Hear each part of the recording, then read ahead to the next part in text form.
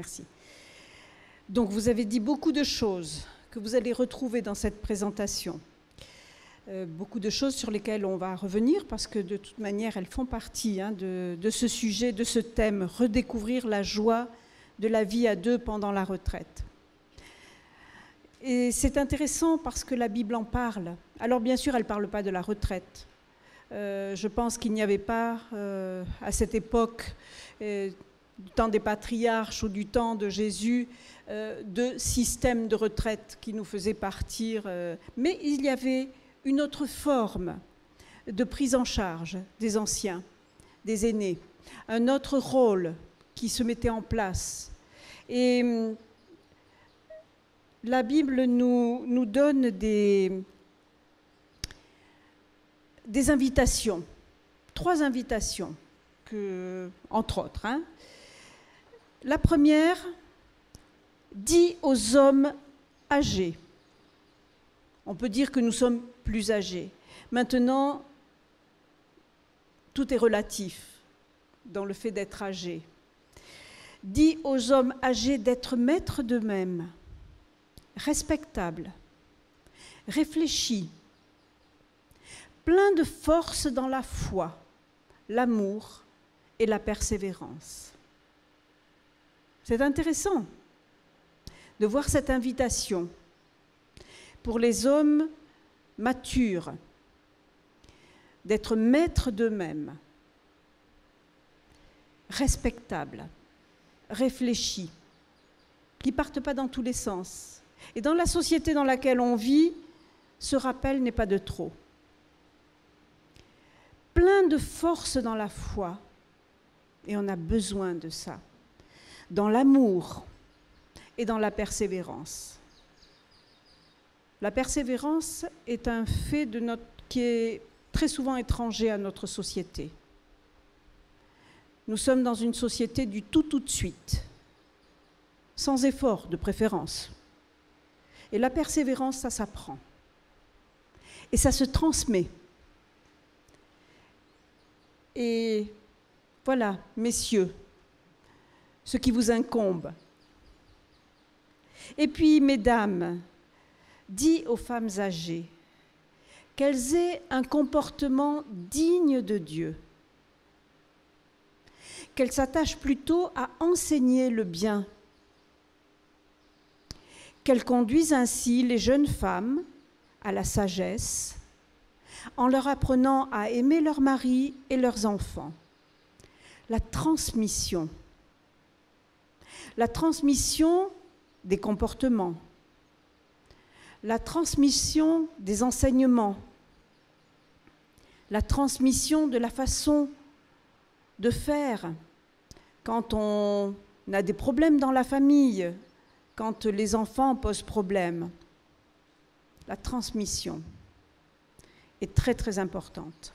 Et puis pour le couple, fais la joie de la femme de ta jeunesse, biche des amours, gazelle gracieuse, que ses charmes t'enivrent toujours et que tu sois sans cesse épris de son amour.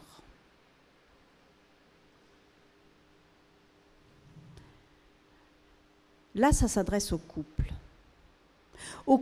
qui fait le constat du temps qui passe, le constat du changement, et qui souvent, en partant à la retraite, en ayant beaucoup de choses à gérer, laisse de côté une part importante de la relation, qui est celle du couple.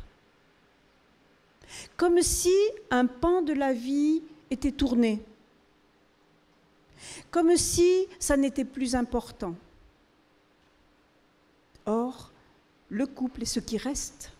Quand les enfants sont partis, quand le travail à l'extérieur n'est plus là, le couple est ce qui reste et ce qui doit être l'objet de toute notre attention.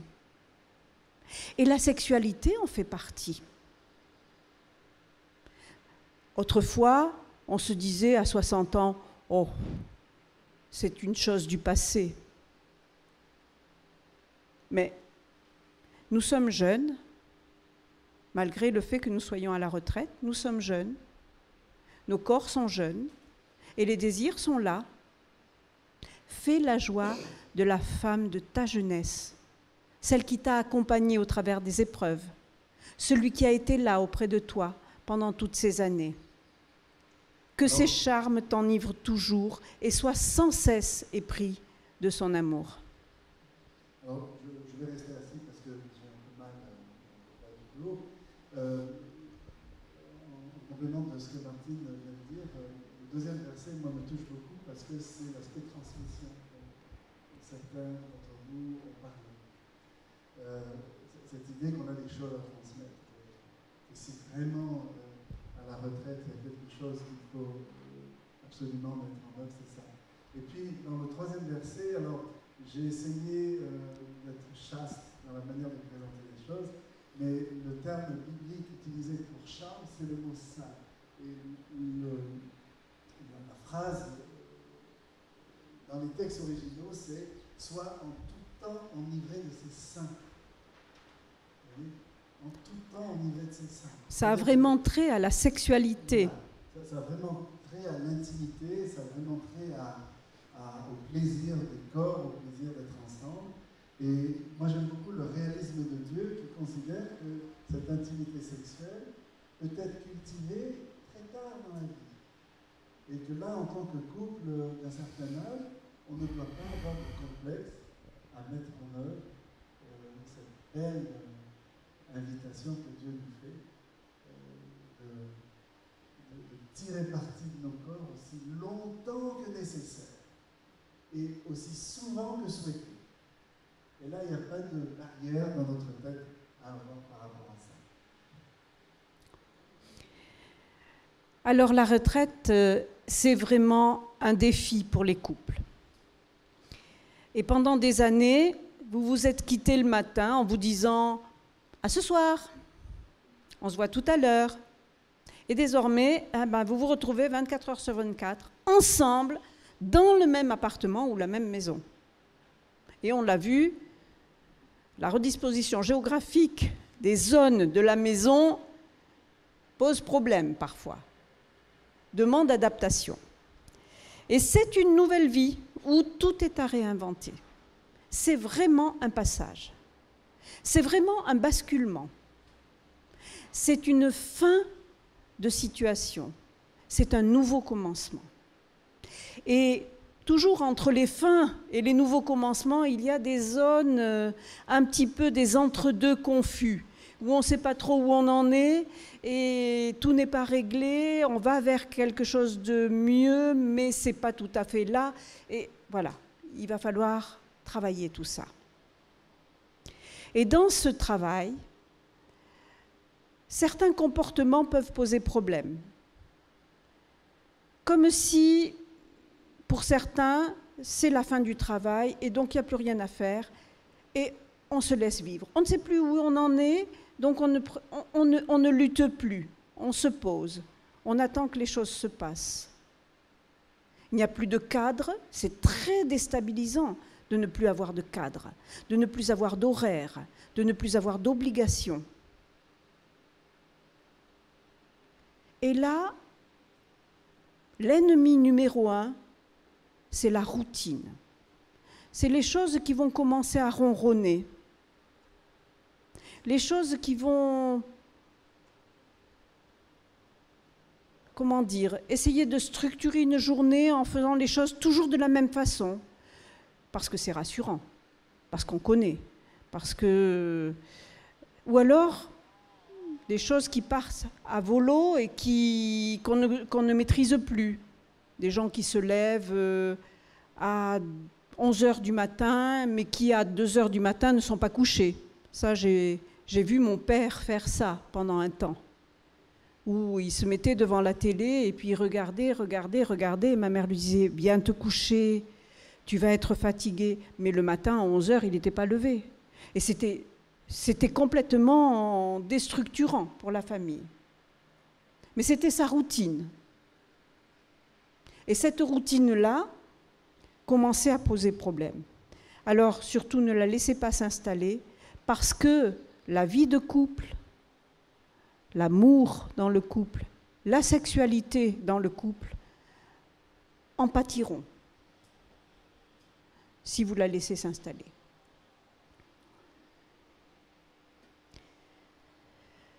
La retraite, c'est toujours un véritable défi parce qu'elle fait rêver ou bien elle fait peur.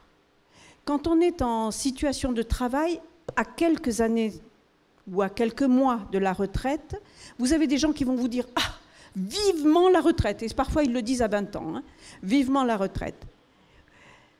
Ou alors, on a des amis qui ont 60 ans passés, 62 ans passés, et qui disent « Ah non, moi, partir à la retraite, non. Non, non, non. Alors là, j'aurais l'impression de tomber dans le néant, de ne plus avoir de projet, d'avenir. J'aurais l'impression de devenir vieux. »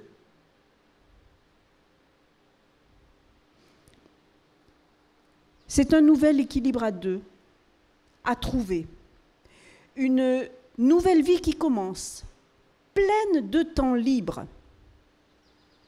Et là, on va voir les gens réagir à ça. Et vous savez, dans les administrations, je ne sais pas si certains d'entre vous étaient fonctionnaires, mais dans les administrations, on met en place des études pour accompagner les gens qui vont partir à la retraite, des séminaires de préparation à la retraite, parce qu'on s'est rendu compte que les gens, tout d'un coup, étaient complètement perdus en quittant leur travail. D'où l'importance de ce nouvel équilibre à deux à trouver. Comment est-ce que nous allons réussir ensemble les 20 prochaines années ?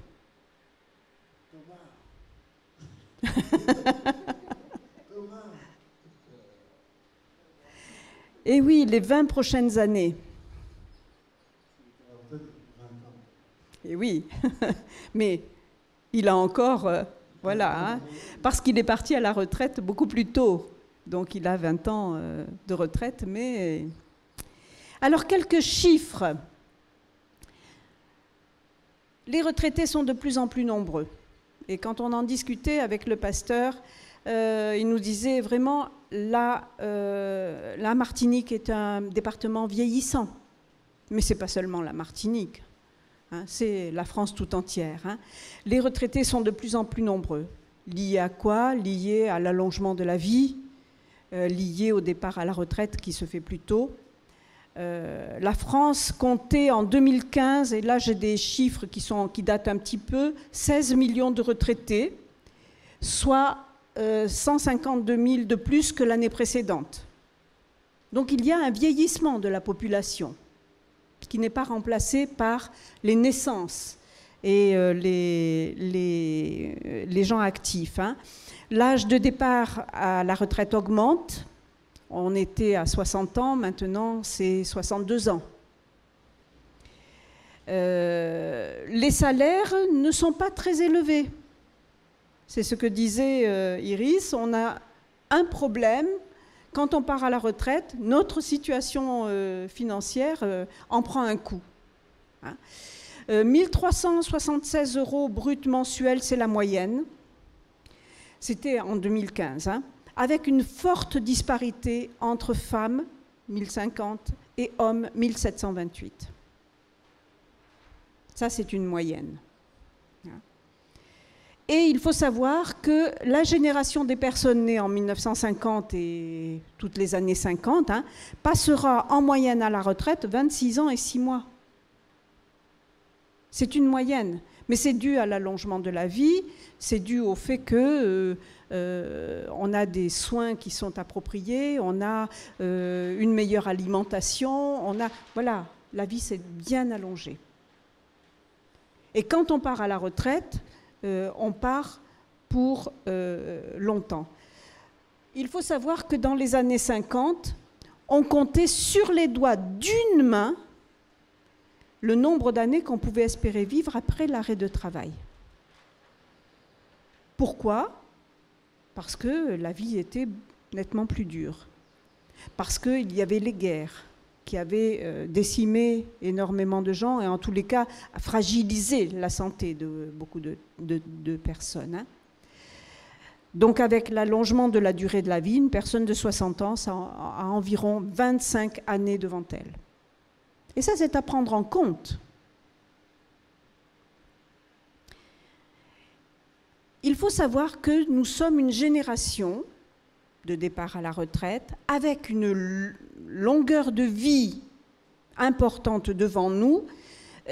On est les premiers, en quelque sorte, hein, puisque ceux qui ont vécu avant nous, nos parents, sont partis à la retraite. Bon, mon père est parti à 60 ans à la retraite, il a 95 ans, il est encore vivant. Mais ça n'est pas dû à tout le monde.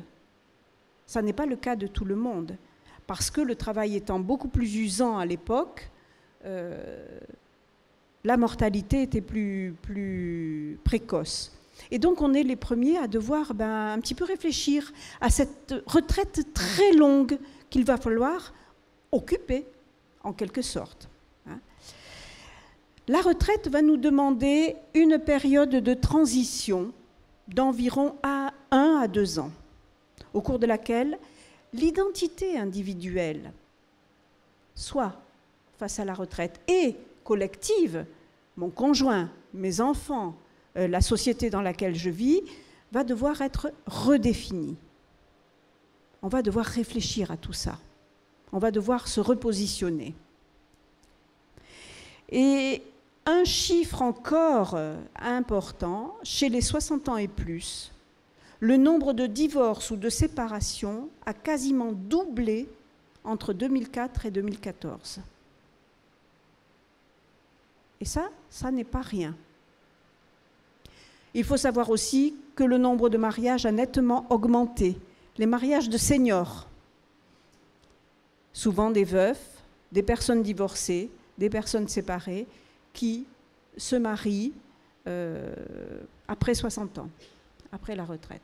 Mais les divorces et les séparations ont quasiment doublé.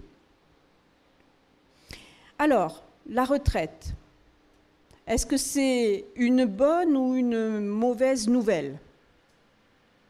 Est-ce que c'est un temps qui est appréciable ou est-ce que c'est un temps qu'il va falloir supporter? Alors, on a quand même des choses formidables. Quand vous regardez les photos de vos grands-parents à 60 ans et que vous regardez maintenant des gens de 60 ans, 70 ans, vous vous dites, c'est incroyable. Fini les couples épuisés du siècle dernier. Les couples qui avaient trimé toute leur vie, qui avaient laissé leur santé. La vie était dure. Le travail est devenu beaucoup moins pénible. Bon, ça reste quand même, il y a des travails qui sont extrêmement pénibles. Les travaux de force, les travaux physiques. Mais on a des machines, on a des choses qui nous facilitent la vie en général, qu'il n'y avait pas à l'époque. Des meilleures conditions de vie et une alimentation meilleure. On le voit dans la taille des gens, on le voit dans leur santé physique. Un accès aux soins beaucoup plus facile et beaucoup plus performant qu'à l'époque. Donc tout ça, ça change la retraite. Hein. Et puis, les retraités sont les seniors au statut envié et au portefeuille convoité de notre époque. Est-ce que vous avez remarqué toutes les publicités qu'il y a pour les gens du 3e âge à la télé? Et là, je regardais dernièrement, mais je me disais, c'est incroyable. Alors, je ne parle pas des préparez vos obsèques et tout ça, hein. Mais partez en vacances et vous voyez non plus un couple avec des enfants, mais des seniors, des jeunes seniors, les cheveux blancs, en forme, faites du sport. Vous voulez entendre votre famille, pensez à vos prothèses auditives. Tout ça, en ce moment, c'est à la télévision J'étais étonnée de voir toutes les publicités qui ont en point de mire les seniors dont nous sommes. Mais les groupes de rencontres, les clubs de rencontres, les possibilités de rencontrer des gens de plus de 50 ans, ça, on voit beaucoup, hein. Alors la retraite, c'est aussi, comme on l'a vu, des deuils à faire. Parce que quitter son travail est source de deuil. Et de deuil au pluriel. Celui d'une reconnaissance au travail. Quand on a une position dans son emploi, on est reconnu comme la personne qui. On a un statut social. Et très souvent, les gens se définissent par leur statut social. Je suis le directeur de, je suis la personne en charge de. Un deuil de rythme de vie, comme on l'a dit, quand on est à la retraite, tout d'un coup, le réveil qui sonne le matin à 6 heures pour aller prendre, je parle de la région parisienne, le métro, et pour aller au boulot et qui vous ramène le soir et ainsi de suite, là, il n'y a plus besoin que le réveil sonne. Plus besoin de devoir vite manger pour repartir après la pause.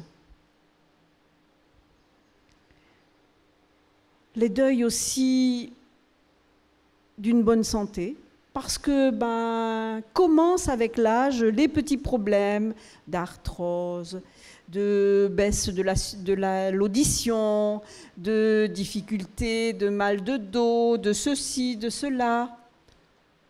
La vue. Bon, mais ça commence déjà à 40 ans. Hein. Là, c'est beaucoup plus tôt. Déjà, c'est pour nous préparer tout doucement au problème. Et comme on dit, hein, après 50, 60 ans, quand on a pas mal quelque part, c'est qu'on est mort. Ça fait partie de la vie. Hein. Et puis, deuil d'une certaine indépendance.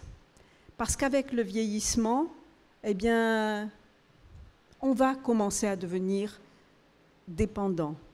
Dans la mesure où ce sont les enfants qui vont nous le rappeler. Maman, c'est quand même pas prudent que tu voyages seule. Ou à votre âge, vous devriez quand même faire attention. Hein, les parents qui commencent à nous rappeler que la dépendance va venir quand soi-même on est en charge de ses propres parents, qui deviennent eux dépendants. Hein. Il y a donc des deuils à faire et dans ce domaine-là, les hommes en souffrent plus que les femmes. Et ça va d'une simple déprime au déclenchement d'une maladie.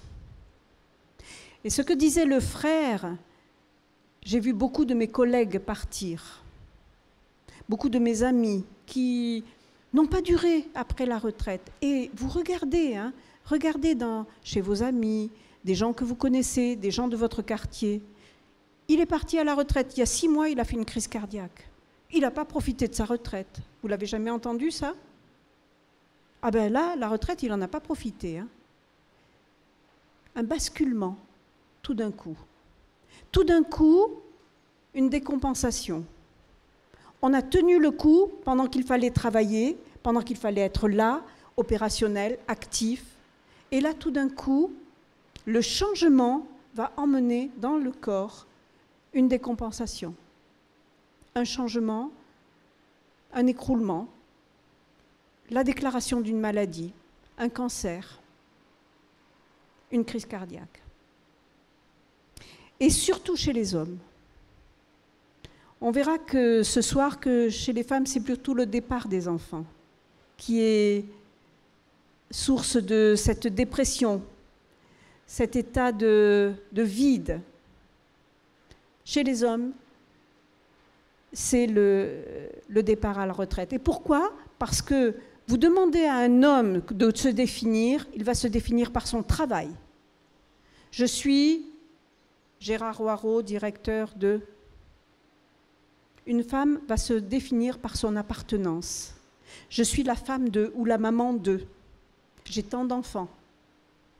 Et donc ça va changer les choses, changer notre façon, notre relation au travail, aux enfants, et à la fin du travail et à la fin de l'occupation des enfants.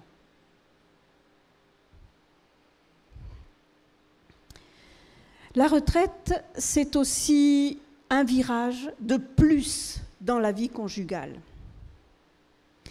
Un couple qui arrive à l'âge de la retraite a déjà vécu beaucoup de changements. Qu'est-ce qui s'est passé? L'arrivée des enfants. Quand on s'est marié, déjà la vie à deux, c'est déjà pas facile. Alors après, les enfants arrivent et ça perturbe, ça bouge les murs. Hein. Ça perturbe la vie, il va falloir s'adapter, mais ça crée du neuf. Ça donne de l'énergie aussi, hein, il faut en avoir parfois. Hein. Et puis, l'adolescence des enfants. Et ça, ce n'est pas un moment très évident pour toutes les familles. Même si on n'en a qu'un, ça peut parfois ébranler les murs, comme on dit. Hein. Et alors, quand on en a plusieurs, c'est joyeux. Et puis, leur départ, qui a laissé un grand vide, le fameux syndrome du nid vide. La retraite va rajouter un changement de plus, une étape. Va rajouter des stress, va rajouter de l'inconfort, va rajouter une adaptation à nouveau à faire. Même si elle a été attendue avec une grande impatience ou une petite appréhension, c'est un virage à appréhender à deux. Il faut savoir que quand l'un des deux part à la retraite, ça va bouger tout le système familial. Tout le système familial. Vous savez, c'est comme un mobile qu'on met au-dessus du berceau des enfants. Vous savez, ces trucs avec plein de... Vous touchez une des portions du mobile, tout le mobile se met à bouger.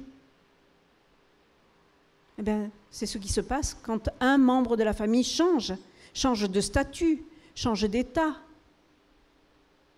Ça va faire bouger tout le système familial. Hein. Et donc, l'importance de l'appréhender en couple, de s'en occuper en couple. La retraite, c'est une reconversion à faire.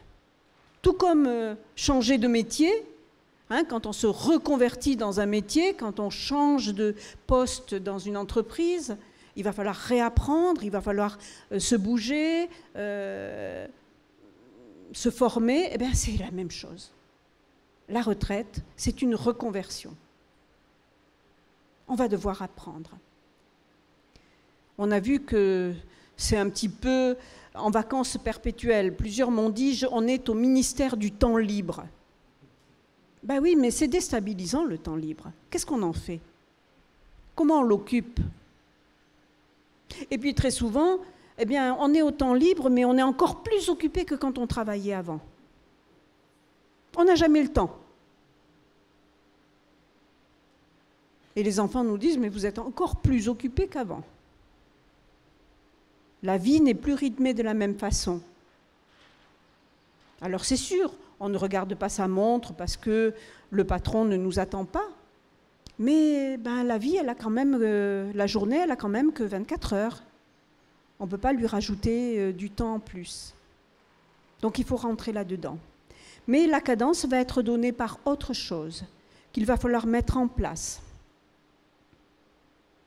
qu'il va falloir adapter, qu'il va falloir découvrir, qu'il va falloir inventer. Alors, juste, je voudrais partager avec vous 7 conseils pour s'épanouir en couple à la retraite. 7 étapes, en quelque sorte. On va commencer par une réflexion personnelle. Se positionner soi-même face à cela. Réfléchir soi-même. Comme toute étape, la retraite va demander à s'interroger sur soi. C'est ce questionnaire qu'on vous a posé.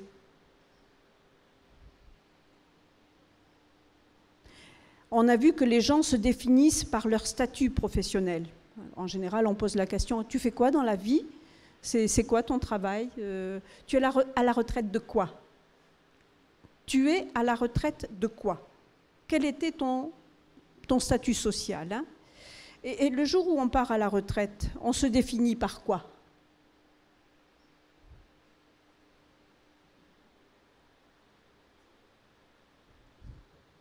Je suis le mari de Martine. Mais voilà, c'est tout d'un coup, on change de positionnement.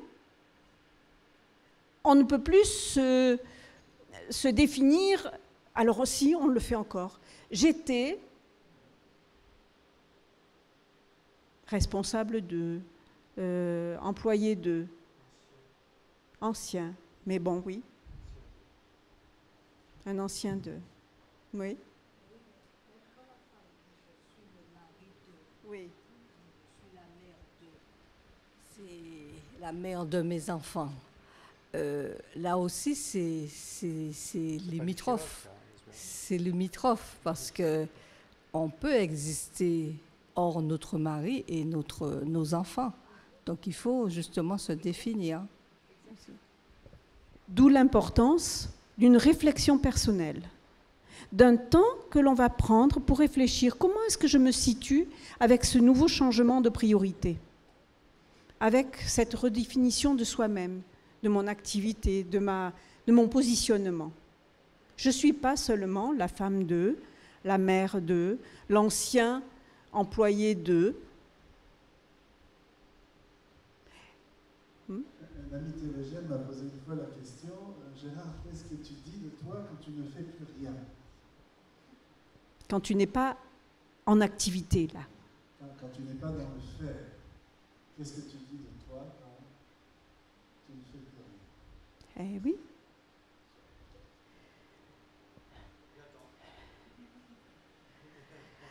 L'importance d'une réflexion personnelle pour prendre le temps de passer à une autre situation, à se reconvertir. Ça va nous permettre d'entrer dans cette nouvelle situation, non pas complètement perdu, mais en ayant réfléchi, en ayant essayé de se positionner. Maintenant, ça ne veut pas dire que l'on ne va pas devoir réajuster au fil des jours, au fil des mois. Mais l'importance de réfléchir, de passer du temps, d'avoir cette réflexion personnelle, soi et en couple, pour pouvoir en parler. La deuxième comment dit-on? Le deuxième conseil, voilà. L'importance de saisir les occasions de se parler. Je ne sais pas vous, pendant votre vie professionnelle, mais je sais que l'on se croisait. J'ai vu mes parents se croiser physiquement, c'est-à-dire l'un finissait à 14 heures, l'autre était parti à 13 heures, parce que mon père était de matin, ma mère était d'après-midi, et puis ça changeait en fonction des semaines, et mes parents se croisaient. Oui, voilà, c'était coucou. Se retrouver le soir à 10 heures, quand celui qui avait travaillé d'après-midi se débauchait, et puis échanger un peu les nouvelles, manger rapidement, puis aller se coucher, parce qu'ils étaient épuisés. On se croisait. Et là, tout d'un coup, on a du temps de libre. Et si on profitait de ce temps pour dialoguer, pour rétablir la relation? Alors vous allez dire, bah oui, mais qu'est-ce qu'on a à se dire, hein? Pendant des années, on s'est croisés, on ne s'est quasiment pas parlé. Et là, c'est à réapprendre. Alors on peut commencer par se remémorer les bons moments, les étapes difficiles que l'on a vécues ensemble, que l'on a traversées ensemble. Remercier l'autre pour qui il a été pendant toutes ces années, pour tout ce qu'il a fait. Remercier Dieu ensemble d'avoir pu être là l'un pour l'autre. Remercier Dieu pour ce qu'il a fait, pour le fait qu'il nous a accompagnés. C'est aussi l'occasion de réaliser le bonheur d'avoir des enfants, des petits-enfants, d'avoir son conjoint auprès de soi. Quand on est en retraite en couple, quel bonheur d'avoir son conjoint auprès de soi. Ça n'est pas donné à tout le monde. Et puis, dialoguer, c'est aussi le pardon qui est important. La vie n'a pas été facile. Des choses ont été parfois ardues dans le couple, voire très conflictuelles. Et puis, on a pris du recul, on a mûri. Et ça peut être aussi une occasion, quand on fait le bilan, de savoir se demander pardon. Savoir reconnaître que, voilà, le travail m'a appelé beaucoup en dehors, je n'ai pas été très présente, pas très présent. Et tu as dû gérer, gérer le côté financier, gérer les enfants, gérer tout ça. Discuter aussi des erreurs, se rassurer l'un l'autre. On est faillible. Se dire les choses aussi qu'on ne s'est pas dites, qu'on n'a pas osé se dire sur le moment.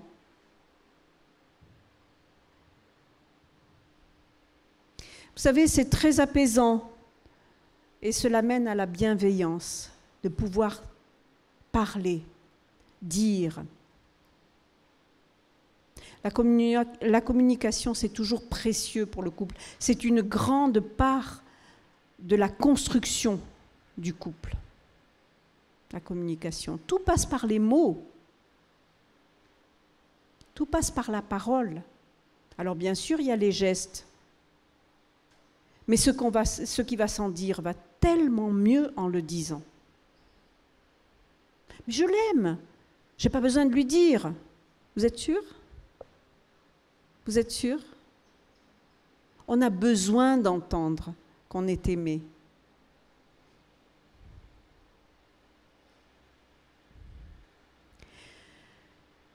Troisième conseil, et ça vous l'avez tous dit, redéfinir l'espace géographique. Aïe, aïe, aïe, aïe, aïe.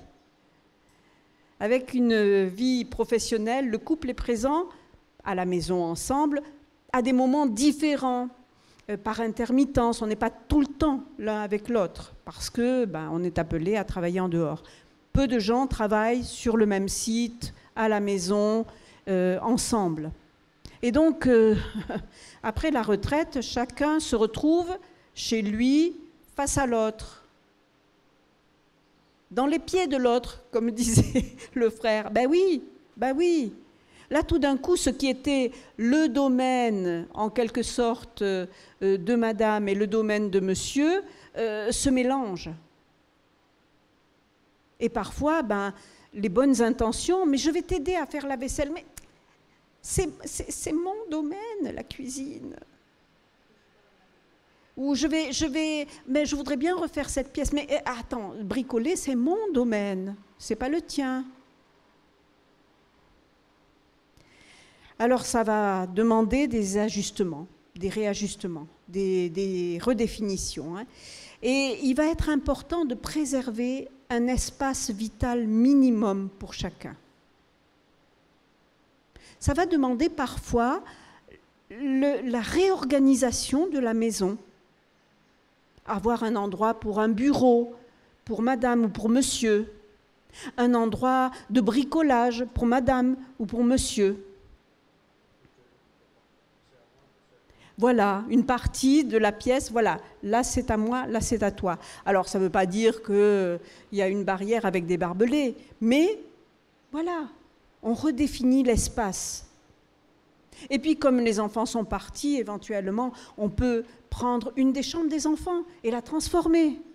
Alors on a du mal à faire ça, hein, parce que là tout d'un coup, on a l'impression que, allez, hein, on les met dehors, mais non. On pourra toujours les accueillir, mais ça serait une bonne pièce pour faire un bureau, pour faire une salle de bricolage ou un endroit pour se reposer.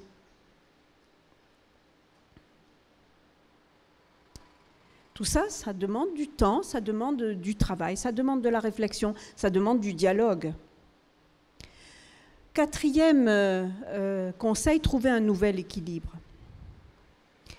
La retraite, il ne faut pas la dramatiser. Ce n'est pas quelque chose de terrible qui va arriver, mais ça se prépare. On ne néglige pas. C'est un changement de vie, hein. Alors on sait que, par définition, le couple a un équilibre instable. Tous les changements que la vie nous apporte va mettre le couple en équilibre. Et parfois, il peut basculer dans les changements de vie. Le couple évolue sans cesse. On change, notre situation change, notre situation de vie, le nombre d'enfants, l'arrivée, le départ des enfants, les crises de travail, de possibilités ou de logement vont faire bouger le couple. Et il va falloir travailler tout au long de sa vie à sa relation à l'autre, à sa relation ensemble. Eh bien, la retraite va représenter un nouvel apprentissage du vivre ensemble. On va bouger les lignes.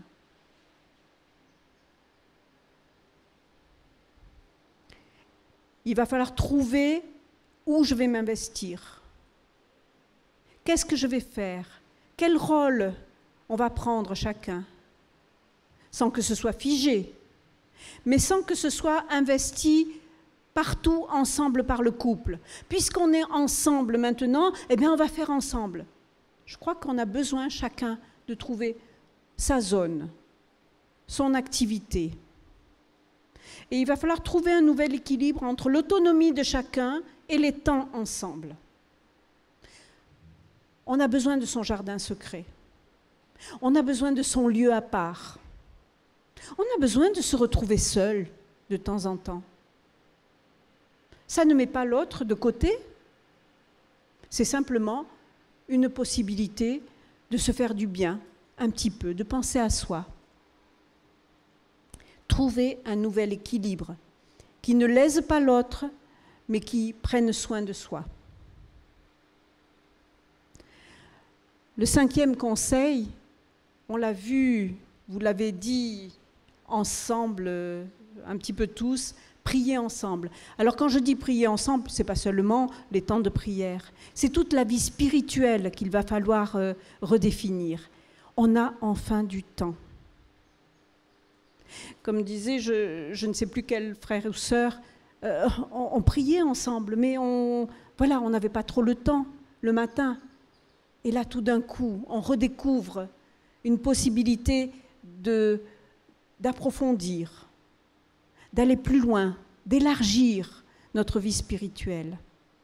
Peut-être de revisiter la Bible. C'est aussi un temps pour se retrouver dans la prière, partager les sujets,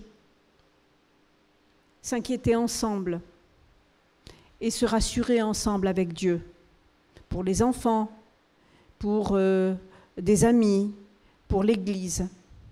Revisiter sa propre relation à Dieu, ce qu'on n'a jamais eu le temps de faire. Partager avec le conjoint des moments d'études bibliques, de méditation, mais aussi tout seul, passer plus de temps. S'investir ensemble dans un service particulier, dans l'Église.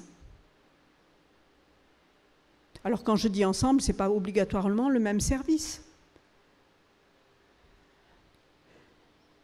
Découvrir des champs missionnaires pour donner du temps, un coup de main, mettre ses dons et ses compétences au service de Dieu. Et vous savez, il y a énormément dans les champs de mission de retraités qui viennent transmettre, qui viennent donner du temps, construire, faire passer leurs compétences, la partager dans d'autres pays, parfois dans l'Église, auprès des jeunes, auprès de jeunes couples. Et puis c'est aussi dans l'Église être attentif aux autres, dans sa communauté. Les jeunes familles avec des petits-enfants qui auraient besoin parfois d'un coup de main ou qu'on garde les enfants un soir pour qu'ils aillent au cinéma ou manger au restaurant, se faire du bien pour leur couple. Aux malades qu'il faut visiter, qu'il faut peut-être aider à aller faire les courses. Aux ados en crise. Vous savez, très souvent, les ados en crise ne parlent plus à leurs parents. Mais ils ont besoin d'adultes qui puissent les écouter, prendre de leurs nouvelles, s'intéresser à eux d'une autre façon. Les personnes seules, qui élèvent parfois seules les enfants, besoin d'une figure paternelle, de transmission aussi de compétences auprès de ces jeunes qui sont prêts à apprendre, mais les parents n'ont pas le temps ou n'ont pas la capacité parfois de transmettre. Sixième conseil, accepter de mettre ou de remettre la famille au premier plan. Vous savez, dans la vie professionnelle, on travaille pour la famille, hein, il n'y a pas de souci. Mais très souvent, on n'est pas là. Les enfants grandissent et puis on se dit, on ne les a pas vus grandir. Parce que le travail nous prend, avec les heures de transport, parfois 10 heures facilement de la journée. Et comme les enfants sont aussi pris par l'école, par les activités sportives et tout ça, eh bien, combien de temps on se voit réellement? Combien de temps on passe ensemble avec ses enfants? Avec son conjoint? Le passage à la retraite va bousculer les priorités. On n'est plus asservi par le temps à consacrer à son travail. Mais c'est aussi une vraie coupure sociale parce que le temps qu'on passait avec les collègues, avec les clients, on ne l'a plus. Tout d'un coup, on ne l'a plus. D'où le repositionnement. Et c'est une situation vraiment inédite pour la plupart des jeunes retraités. Mais il y a aussi le fait qu'avec l'allongement de la vie, les jeunes retraités se retrouvent avec des parents vieillissants dont il faut s'occuper.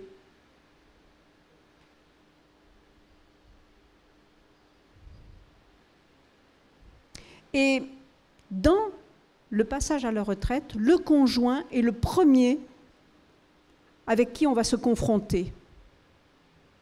On n'a plus les collègues, on n'a plus le patron pour mettre sur le dos du patron. C'est le conjoint qui va en prendre plein la face. C'est le conjoint qui va être le premier en première ligne. Tout est à inventer là.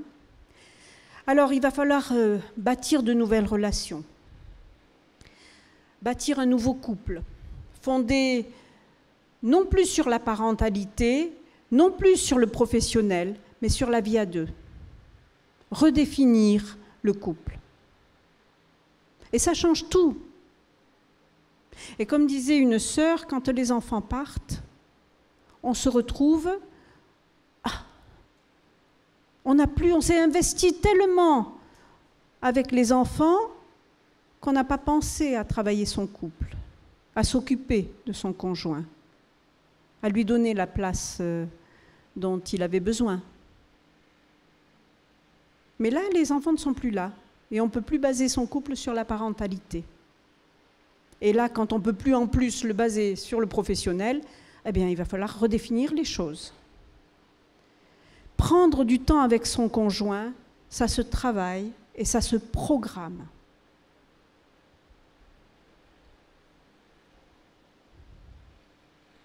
Et ça peut être une occasion pour les conjoints de se redécouvrir.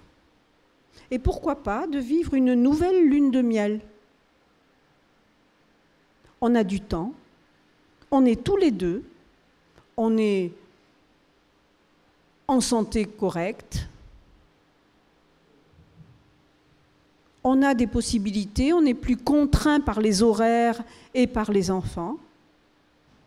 On peut se redécouvrir amoureux et s'occuper l'un de l'autre, comme au début. Comme au début. Et si ça, c'était dans notre calendrier, s'occuper de l'autre comme au début.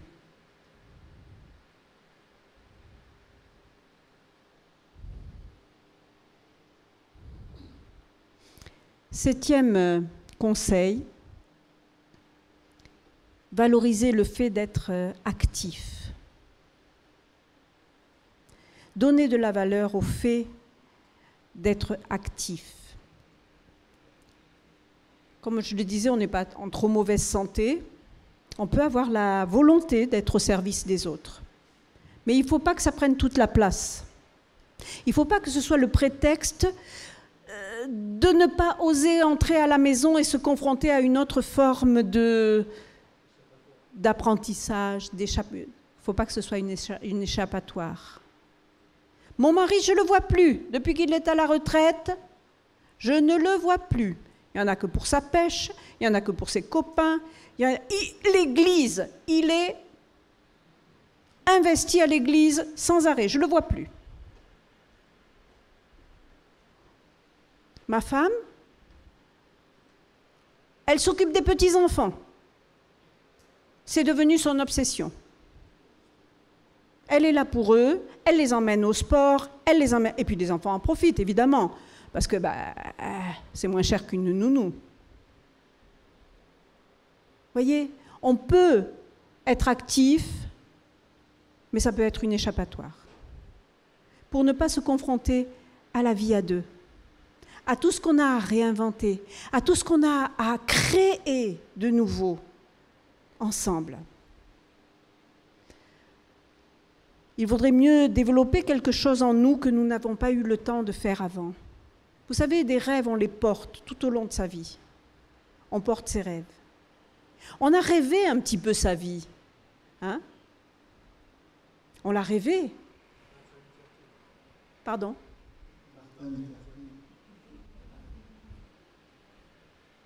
J'ai pas entendu. Oui. I had a dream. Mais on a rêvé sa vie. Pourquoi est-ce qu'on ne vivrait pas ses rêves? Pourquoi pas? Alors bien sûr, il faut qu'ils soient accessibles. Et il va falloir faire le choix dans tous les rêves que l'on avait. Mais vous avez eu des rêves? Ah, si j'avais le temps, je ferais. Quand je serai à la retraite, ça c'est ça que je veux faire. On a des dons, on a des qualités qui parfois ont été enfouies, ont été mises de côté ou n'ont pas été révélées du tout.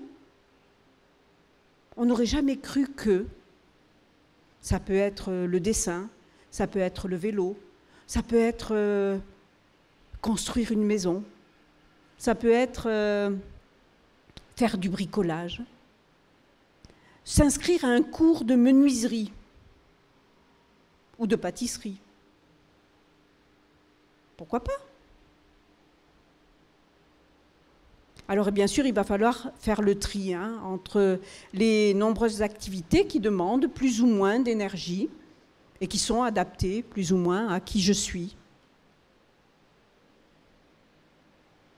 Mais ces activités et ce temps où l'on peut avoir la possibilité d'être actif sans échapper à ce que l'on veut construire en couple, ben c'est une façon de faire un joli pied de nez aux années qui passent. Si Dieu nous a donné la santé, prenons le temps pour notre couple. Prenons le temps de bâtir quelque chose de nouveau qui va nous faire du bien et qui va nous permettre de vivre heureux ces années qui sont devant nous. Merci Seigneur. Et merci à vous.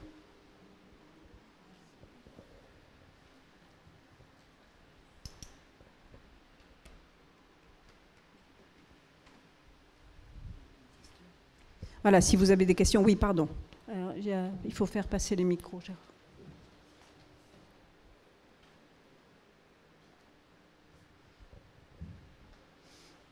Oui, parmi tous les conseils, ce sont des bons conseils, des choses à faire, mais il y a quelque chose que je pense qu'il ne faudrait pas faire, c'est quand on dit de prendre le temps de communiquer, de se rappeler les choses, je pense qu'il ne faudrait pas qu'on tombe dans le piège de régler des comptes. De régler des comptes, de penser à des choses. Donc c'est vrai que le fait de pardonner doit être important. Mais c'est vrai qu'il y a ce danger aussi de régler des choses. Si les débuts n'ont pas été formidables, donc justement on peut se dire on a peut-être commencé pas trop bien, donc on peut se rattraper, on peut finir bien, mais c'est vrai qu'il faut faire attention à ce. Bien sûr, bien sûr, ça c'est évident. Maintenant, quand on en arrive à régler ses comptes, c'est qu'on n'a pas pu le faire en temps voulu. Et ce n'est pas une bonne chose. Avec les années qui passent, on a pris de l'expérience, on a pris aussi une certaine forme de sagesse, on peut l'espérer en tous les cas.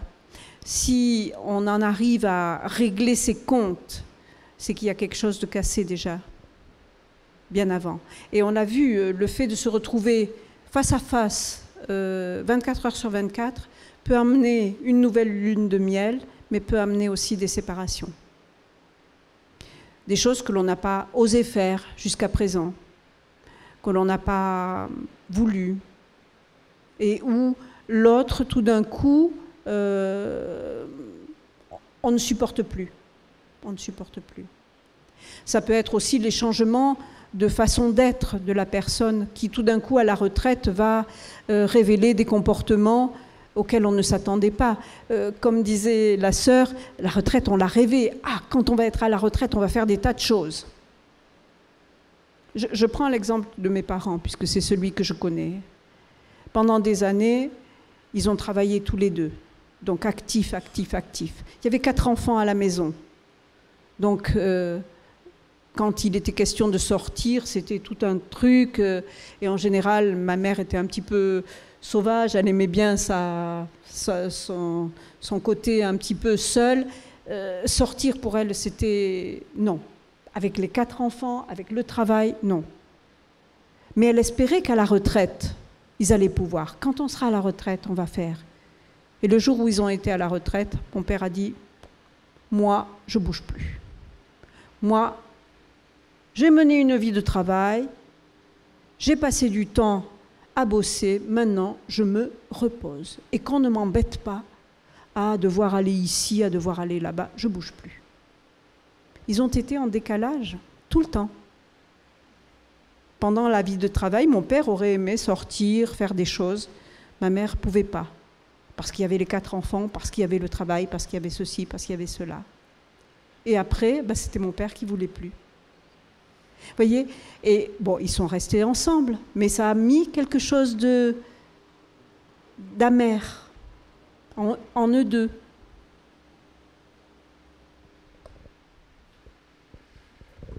Et je rajouterai ceci, si régler les comptes anciens permettent de faire un solde de tout compte, il faut le faire.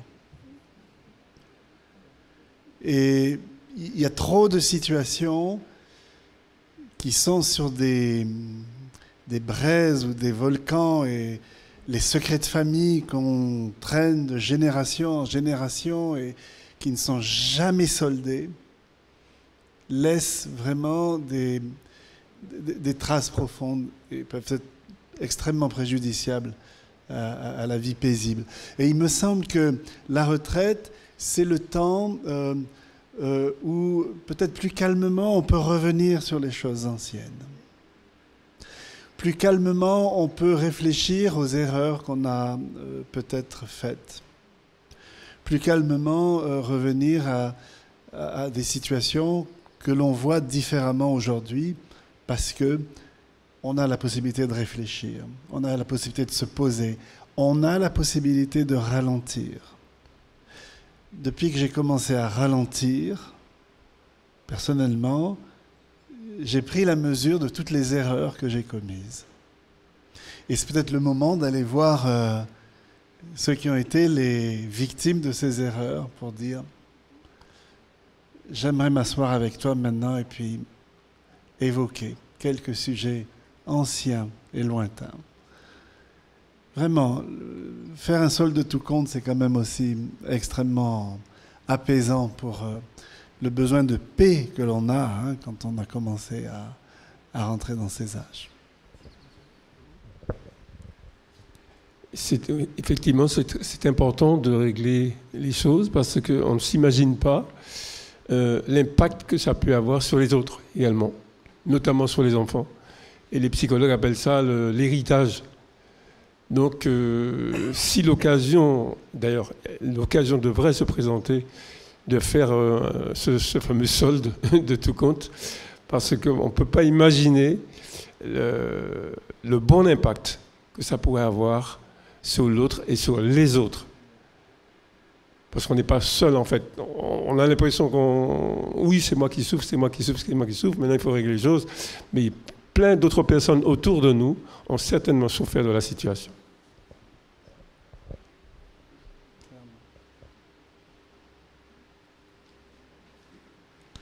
Pour moi, la retraite, parce que c'est maintenant comme ça que j'en parle, alors ça me fait tout drôle de parler comme ça, parce que on va vous parler de notre projet à Madagascar, dans lequel il n'y a quasiment que des retraités, dont je fais partie maintenant.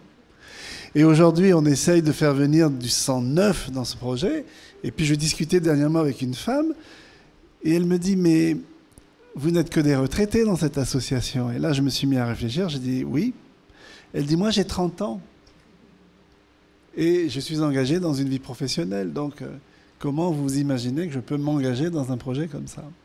Voilà. Donc, en tant que retraité, quelque chose que je n'ai jamais fait vraiment d'une manière consciente et intentionnelle avec ma chère épouse, c'est des vacances programmées. Des vacances programmées. Pas partir en vacances non préparées, à la va-vite, sans préparation, mais programmées. Et ça fait tellement d'années qu'on n'a pas fait ça. Et c'est la première décision que j'ai prise de mon première année de retraite, programmer des vraies vacances avec ma femme. Et pas en lien avec une activité d'église, un séminaire, une formation, parce qu'on voyage beaucoup avec ça, mais pouvoir véritablement programmer un vrai congé. Ah ben oui, je comprends.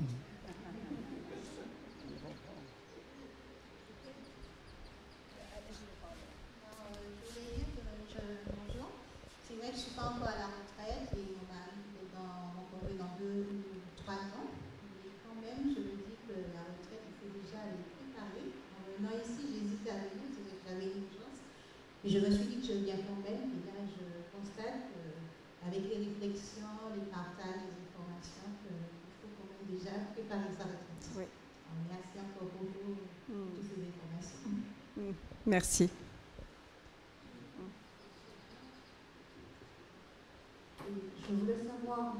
un peu quelle attitude avoir, par exemple vis-à-vis de nos parents.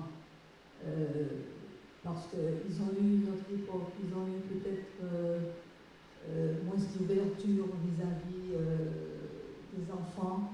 Et on se rend compte que c'est une tranche d'âge parfois qui ne demande pas pardon. Donc, quelle attitude à avoir quand ce pardon n'est pas demandé? Bon, en tant que chrétienne, je sais à peu près la solution. Mais parfois, ça peut faire mal.